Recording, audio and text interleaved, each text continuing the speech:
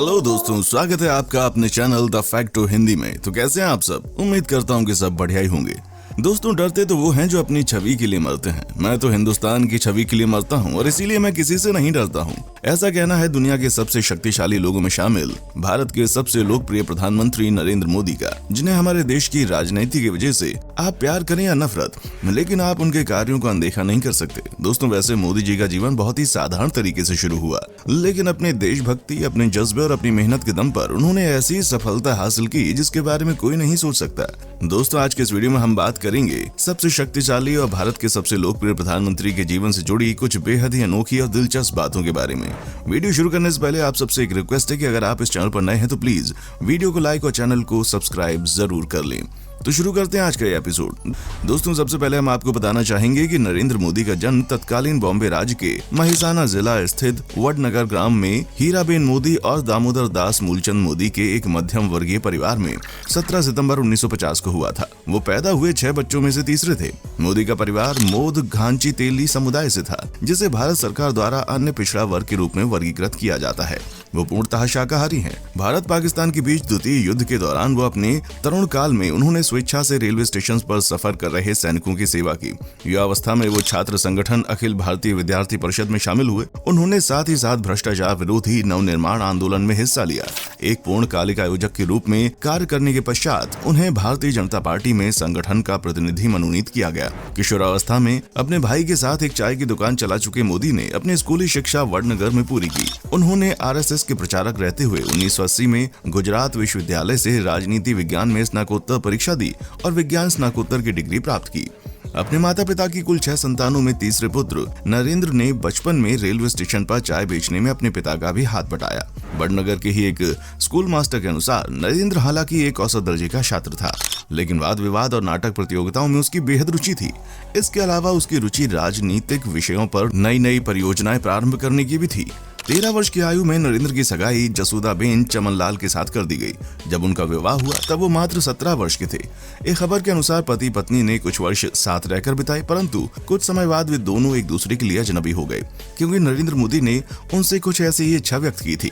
एक व्यस्क के रूप में मोदी की पहली ज्ञात राजनीति गतिविधि 1971 में थी, जब वे अटल बिहारी वाजपेयी की अगुवाई में दिल्ली में भारतीय जनसंघ के सत्याग्रह में शामिल हुए ताकि युद्ध के मैदान में प्रवेश किया जा सके। लेकिन इंदिरा गांधी की अगुवाई में केंद्र सरकार ने मुक्ति वाहिनी को खुला समर्थन नहीं दिया और मोदी को थोड़े समय के लिए तिहाड़ जेल में डाल दिया गया। नरेंद्र मोदी जब विश्वविद्यालय के छात्र थे तभी से वे राष्ट्रीय स्वयंसेवक संघ की शाखा में नियमित जाने लगे थे। इस प्रकार उनका जीवन संघ के एक निष्ठावान प्रचारक के रूप में प्रारंभ हुआ। उन्होंने शुरुआती जीवन से ही राजनीतिक सक्रियता दिखलाई और भारतीय जनता पार्टी का जनाधार मजबूत करने में प्रमुख भूमिका निभाई। गुजरात में शंकर सिंह वाघेला का जनाधार मजबूत बनाने में नरेंद्र मोदी की ही रणनीति थी। अप्रैल 1990 में जब केंद्र में मिली जुली सरकारों का दौर शुरू हुआ, मोदी की मेहनत रंग लाई। जब गुजरात में 1995 के विधानसभा चुनावों में भारतीय जनता पार्टी ने अपने बलबूते 2/3 बहुमत प्राप्त करके अपनी सरकार बना ली। इसी दौरान 2 राष्ट्रीय घटनाओं और इस देश में घटी। पहली घटना थी सोमनाथ से लेकर अयोध्या तक की रथ यात्रा, जिसमें आडवाणी के प्रमुख सारथी की भूमिका में नरेंद्र का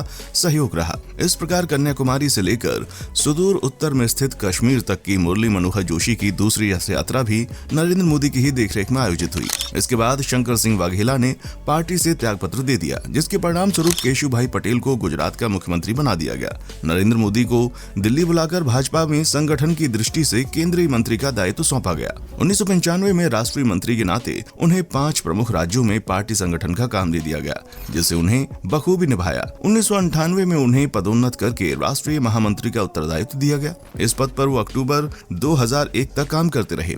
भारतीय जनता पार्टी ने अक्टूबर 2001 में केशुभाई पटेल को हटाकर गुजरात के मुख्यमंत्री पद की कमान नरेंद्र मोदी को सौंप दी। नरेंद्र मोदी ने मुख्यमंत्री का अपना पहला कार्यकाल 7 अक्टूबर 2001 से शुरू किया। इसके बाद मोदी ने राजकोट विधानसभा चुनाव लड़ा, जिसमें कांग्रेस पार्टी के अश्विन मेहता को 14,728 मतों से हराया था। नरेंद्र मोदी अपनी विशिष्ट जीवन शैली के लिए समूचे राजनीतिक हलकों में जाने जाते हैं। उनके व्यक्तिगत स्टाफ में केवल 3 ही लोग रहते हैं। कोई भारी भरकम अमला नहीं होता, लेकिन कर्मयोगी की तरह जीवन जीने वाले मोदी के स्वभाव से सभी परिचित हैं। इस नाते उन्हें अपने कामकाज को अमली जामा पहनाने में कोई दिक्कत पेश नहीं आती। उन्होंने गुजरात में कई ऐसे हिंदू मंदिरों को भी ध्वस्त करवाने में कभी कोई कोताही नहीं बरती जो सरकारी कानून कायदों के मुताबिक नहीं बने थे। हालांकि इसके लिए उन्हें विश्व हिंदू परिषद जैसे संगठनों का भी को भाजन बनना पड़ा। परंतु उन्होंने इसकी रत्ती भर परवाह नहीं की जो उन्हें उचित लगा करते हैं। वे एक लोकप्रिय वक्ता हैं जिन्हें सुनने के लिए भारी संख्या में श्रोता आज भी पहुंचते हैं। कुर्ता पाजामा और सदरी के अतिरिक्त वे कभी कभार सूट भी पहन लेते हैं। अपनी मातृभाषा गुजराती के अतिरिक्त वो हिंदी में ही बोलते हैं। मोदी के नेतृत्व में हुए गुजरात विधानसभा चुनाव में भारतीय जनता पार्टी ने स्पष्ट बहुमत प्राप्त किया। भाजपा को इस बार 115 सीटें मिली। उनके जीवन में हुए विवाद की बात करें तो 27 फरवरी 2002 को गुजरात से अयोध्या वापस लौटकर आ रहे कार सेवकों को गोधरा स्टेशन पर खड़ी ट्रेन में हिंसक भीड़ द्वारा आग लगाकर जिंदा जला दिया गया। इस हादसे में 59 कार सेवक मारे गए थे। रोंगटे खड़े कर देने वाली इस घटना की प्रतिक्रिया स्वरूप समूचे गुजरात में हिंदू मुस्लिम दंगे भड़क उठे। मरने वाले 1180 लोगों में अधिकांश संख्या अल्पसंख्यकों की थी। इसके लिए न्यूयॉर्क टाइम्स ने मोदी प्रशासन को जिम्मेदार ठहराया। कांग्रेस सहित अन्य विपक्षी दलों ने नरेंद्र मोदी के इस्तीफे की मांग की।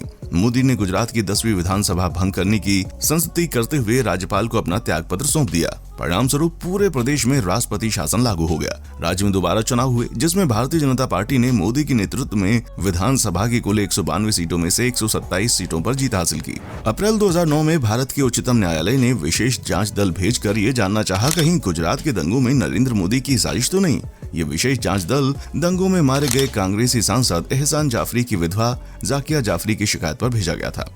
दिसंबर 2010 में उच्चतम न्यायालय ने एसआईटी की रिपोर्ट पर यह फैसला सुनाया कि इन दंगों में नरेंद्र मोदी के खिलाफ कोई ठोस सबूत नहीं मिला है। 2014 में पार्टी की ओर से पीएम प्रत्याशी घोषित किए जाने के बाद नरेंद्र मोदी ने पूरे भारत का भ्रमण किया। इस दौरान 3 लाख किलोमीटर की यात्रा करके पूरे देश में 439 बड़ी चुनावी रैलियां, 3D सभाएं व चाय पर चर्चा आदि को मिलाकर कुल 4927 कार्यक्रम किए गए। चुनाव अभियान की शुरुआत उन्होंने 26 मार्च 2014 को मां वैष्णो देवी के आशीर्वाद के साथ जम्मू से की और समापन मंगल पांडे की जन्मभूमि बलिया में किया।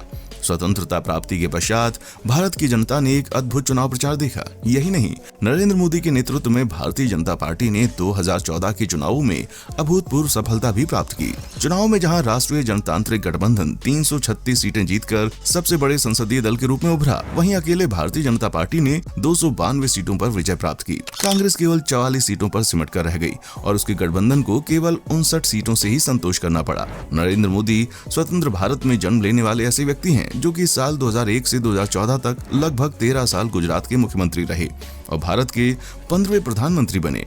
नरेंद्र मोदी का 26 मई 2014 से भारत के 15वें प्रधानमंत्री का कार्यकाल राष्ट्रपति भवन के प्रांगण में आयोजित शपथ ग्रहण के पश्चात प्रारंभ हुआ। मोदी के साथ 45 अन्य मंत्रियों ने भी समारोह में पद और गोपनीयता की शपथ ली।